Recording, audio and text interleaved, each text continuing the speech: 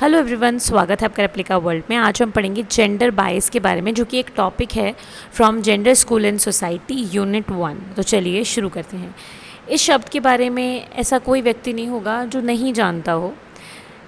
तो gender bias क्या होता है हमें पता है अच्छी तरीके से, कि जब जेंडर के बेसिस पर जो डिस्क्रिमिनेशन होता है उसी को ही जेंडर बायस, जेंडर इनइक्वालिटी कहा जाता है। तो gender inequality is discrimination on the basis of sex और जेंडर, कॉजिंग वन सेक्स और gender to be routinely privileged और प्रायोरिटाइज्ड ओवर अनदर।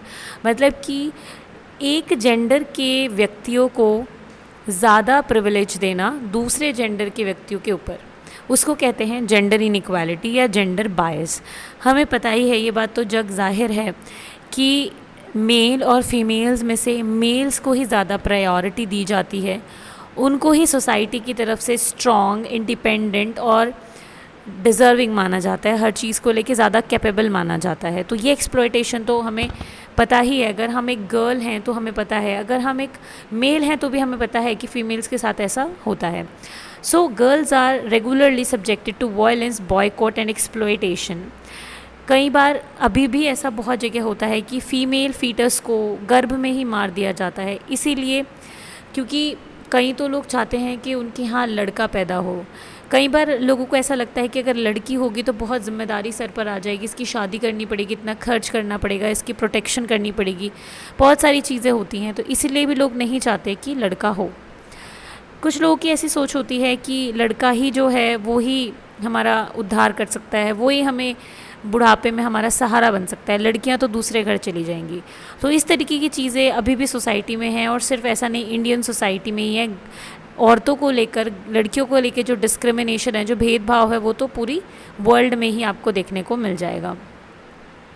गर्ल्स जो होती हैं कुछ अपराधों के लिए बहुत सेंसिटिव भी हैं, मतलब वो ज़्यादा प्रोन होती हैं कि उनके साथ ये अपराध हो, जैसे कि वायलेंस, मारपिटाई यानी कि sexual harassment, human trafficking, eve teasing, dowry killing, prostitution. ये सारी ऐसी चीज़ें हैं जो कि लड़कियां ही इनका टारगेट होती हैं। तो इसलिए बहुत मुश्किल हो जाता है एक विमेन के लिए, एक गर्ल के लिए यहाँ पर सर्वाइव कर पाना। डिस्क्रिमिनेटरी एटीट्यूड जो है मेन और विमेन के टुवर्ड्स, वो हमेशा से रहा है, और उससे दोनों जेंडर की यानी दोनों सेक्स जो हैं उन दोनों की ही लाइफ जो है प्रभावित होती है। ऑल्दो कुछ गवर्नमेंट से, जैसे हमारी इंडियन गवर्नमेंट है, उन्होंने हमेशा ये कोशिश की कि मेन और विमेन को इक्वल राइट्स मिल सकें, फिर भी जेंडर डिस्पैरिटी कहीं ना कहीं रहती ही है। अगर हम और कंसर्न्स की बात करें कि जेंडर बाइस को लेके और क्या कंसर्न है, तो जैसे कि सेक्स रेशो का बहुत ज़्यादा कम होना, विमेन में एजुकेशन रेट का कम होना, जेंडर वेज डिफरेंशियल होना, मतलब जेंडर के हिसाब से तनख्वाह देना। हालांकि स्टैंडर्ड जॉब्स में ऐसा कुछ नहीं होता है, डिजिग्नेशन पर सैलरी मिलती है, ना कि जेंडर के हिसाब से। पर फिर भी कुछ जॉब्स ऐसी होती हैं जहाँ पर आदमियों को ज़्यादा वेतन दिया जाता है और महिलाओं को इतना ज़्यादा नहीं दिया जाता है। अब बात करते हैं, देखिए हमने सब जगह बात की है डिस्क्रिमिनेशन टूवर्ड्स वुमेन, यानी कि औरतों के साथ क्या गलत होता है। पर ऐसा नहीं है कि सिर्फ वुमेन के साथ ही गलत होता है, मेन के साथ भी गलत होता है, आदमियों के साथ भी चीज़ें गलत होती हैं। हालांकि उतनी नहीं होती हैं, पर फिर भी देखने को मिलता है। जैसे कि हमें पता है कि वुमेन्स के खिलाफ इतने सारे अपराध होते हैं, और विमेंस के लिए कानून भी बहुत ज़्यादा स्ट्रॉन्ग कर दिया गया है, ताकि उनके साथ कोई अपराध अगर होता है तो सही सज़ा मिल सके या अपराध को बचाया जा सके होने से। ऐसे बहुत सारी चीज़ें होती हैं।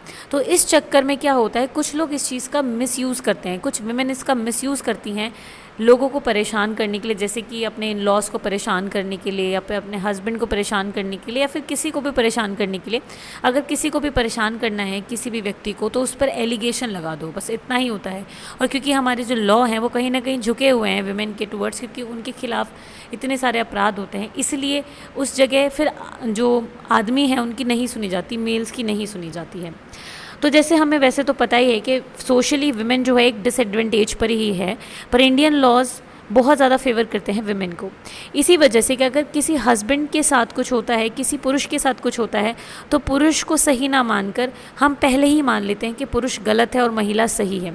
जैसे कि अगर हम बात करें सेक्सुअल मोलेस्टेशन ऑफ मेन, तो इस शब्द को सुनकर भी कुछ लोग हंसते हैं कि अरे ऐसा भी हो सकता है क्या, ऐसा होता है, मेन को भी सेक्सुअली असॉल्ट किया जा सकता है, किया जाता है, पर उनकी कोई नहीं सुनता। उनको लगता है अरे ऐसा थोड़ी होता है, ये चीज़ें तो एग्जिस्ट ही नहीं करती।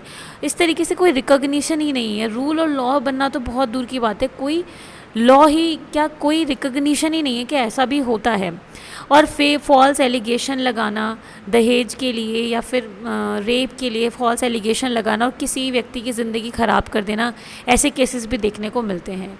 तो मतलब ऐसा अब ये सिस्टम हो गया है कि जो एक पुरुष है उसको जब तक वो सही साबित ना हो तब तक उसको गलत ही माना जाता है, जबकि हमें तब तक उसको सही मानना चाहिए जब तक वो गलत साबित ना हो। बहुत सारे ऐसे केसेस है जहाँ पर जो पुरुष है उसको अपनी जान भी देनी पड़ी क्योंकि उसको इतना ज़्यादा टॉर्चर किया गया समाज के द्वारा कि तुमने ऐसा किया, जबकि वो बिल्कुल इनोसेंट थे। तो इस तरीके की चीज़ें भी हो जाती है। तो ऐसा नहीं है कि मेन के टूवर्ड्स डिस्क्रिमिनेशन नहीं है बट वीमेन के टूवर्ड्स ज़्यादा है। पर जो भी हो, डिस्क्रिमिनेशन किसी भी जेंडर में नहीं होना चाहिए, ना तो मेन के टूवर्ड्स होना चाहिए ना वीमेन के टूवर्ड्स होना चाहिए। किसी के टूवर्ड्स भी डिस्क्रिमिनेशन नहीं होना चाहिए। इक्वालिटी, इक्विटी, ट्रांसपेरेंसी हर चीज़ में होनी चाहिए। तो इस तरीके से ये हमारा छोटा सा टॉपिक था जेंडर वाइज। आगे चल के हम एम्पावरमेंट के बारे में बात करेंगे, स्टीरियोटाइप्स के बारे में भी बात करेंगे और इस यूनिट को आगे बढ़ाएंगे। तो आज के लिए सिर्फ इतना ही। अगर ये वीडियो आपको अच्छी लगी हो तो लाइक ज़रूर करें, शेयर करें और एप्लीकेबल को सब्सक्राइब करें।